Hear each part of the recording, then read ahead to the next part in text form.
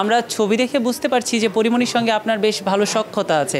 আপনাদের সেই সখ্যতার গল্পটা কি বলা যাবে? জি, আমি যখন অনেক ভালো মেহেদি দেই তখন হচ্ছে লামি আপুর সাথে আমার সাথে মিট হয়। ল্যাম্পস ওয়ার্ল্ডের লামি আপু খুবই ভালো আপু, তার সাথে পরিমণি আপুর খুব ভালো একটা বন্ডিং। তো আমার এত ভালো মেহেদি পড়ানো দেখে সে হচ্ছে বলছিল যে ঠিক আছে, পরিমণি আপুর একদিন মেহেদি পড়তে খুব ইচ্ছা হয়েছে, সে আমাকে সেখানে নিয়ে প্রেজেন্ট করে। বরিশাল পরিমণির আপুর যে বাসা আছে, তার নানু বাসা, সেখানে যে আমি তাকে মেহেদি পরিয়ে দিয়ে আসি। তারপর থেকে পরিমণি আপু আমার কাছে মেহেদি পড়ে। আর সে খুবই সুইট হার্ট একটা আপু, এত ভালো মনের একজন মানুষ, খুবই খুবই খুবই ভালো।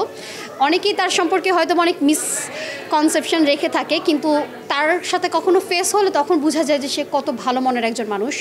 সে আমাকে অনেক হেল্প করে, তাকে আমি মেহেদি পরিয়ে খুব মজা পাই, কারণ উনি মানে এত ভালো, সে অনেক হেল্প করে আমাকে। সে মেহেদি পড়ানোর সময় কখনো এরকমই করে না যে না আমাকে এইভাবে করবা না ওইভাবে করবো না, একদম ফিল ফ্রিভাবে একদম সব কিছুতে হেল্প করে। খুবই ভালো, সে তার সাথে খুব ভালো বন্ডিং।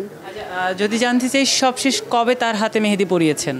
আমি সবশেষ মেহেদি পরিয়েছি কোরবানির ঈদের পরে, কিন্তু লাস্ট হচ্ছে তার বার্থডের আগে, যখন সে মালয়েশিয়া চলে যায় সেদিন তার বাসায় আমি ছিলাম, কিন্তু তাকে মেহেদি পরানোর সময়টা পাই না। আপু খুব রাশে ছিল তার বেবিদের নিয়ে, যেহেতু সে তার বেবিদের খুব কেয়ার করে, সবটা নিজের হাতে করে, হসপিটালে নিয়ে যায়, খাওয়িয়ে দেয়, পরিষ্কার করে দেয়, গোসল করিয়ে দেয়, সব সে করে, যার কারণে লাস্ট টাইম পর্যন্ত সে সময়টা হয়নি, তাই পড়াই দিতে পারি নাই। মা পরীর একটা সুন্দর গল্প কি আপনি আমাদেরকে বলতে পারেন? হ্যাঁ, বলতে পারি। সেটা হচ্ছে যখন আমি বরিশাল গিয়েছিলাম, আমি আপুর কিন্তু অনেক হোমমেড আছে, কিন্তু আমি নিজের চোখে যেটা দেখেছি, সে তার ছেলে মেয়ে দুইজনকে সে নিজে না খেয়ে আগে সে তার দুইজন সন্তানকে খাইয়েছে দুপুরের খাবার।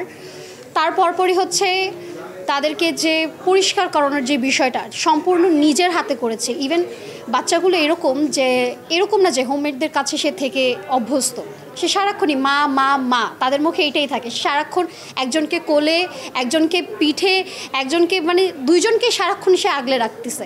এরকম না যে সে তার নিজের কাজে ব্যস্ত, তার তো অনেক কাজ থেকে অনেক ব্যস্ততা, কিন্তু সে সারাক্ষণ তার বাচ্চাদেরকে মা হিসেবে যতটুকু দেওয়ার সম্পূর্ণ সময় দিয়েছে।